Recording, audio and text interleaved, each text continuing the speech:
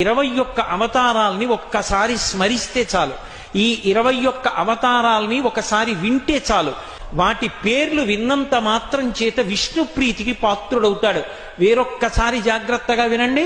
మొట్టమొదట ఆదినారాయణుడు, సనకసనందనాదులు. దాని తర్వాత వచ్చినటువంటిది యజ్ఞవరాహావతారం. యజ్ఞవరాహావతారం తర్వాత నారదుడు. నారదుడి తర్వాత నరనారాయణుడు.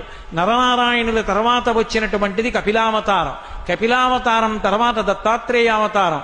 దత్తాత్రేయావతారం తర్వాత యజ్ఞావతారం. యజ్ఞుని యొక్క అవతారం తర్వాత వృషభావతారం. వృషభావతారం తర్వాత వచ్చింది పృథు గారి అవతారం. పృథు గారి అవతారం తర్వాత వచ్చినటువంటి అవతారం మత్స్యావతారం. తర్వాత కూర్మావతారం. తర్వాత ధన్వంతరి. తర్వాత మోహిని. తర్వాత నరసింహుడు. తర్వాత వామనమూర్తి. తర్వాత పరశురాముడు. తర్వాత రాముడు. తర్వాత రామచంద్రమూర్తి. తర్వాత బలరాముడు. బలరాముడి తర్వాత కృష్ణ భగవానుడు. కృష్ణ భగవానుడి తర్వాత ఏకకాలంలో 2 అవతారాలు ఉంటూ ఉండొచ్చు వీటిల్లో. కృష్ణావతారం.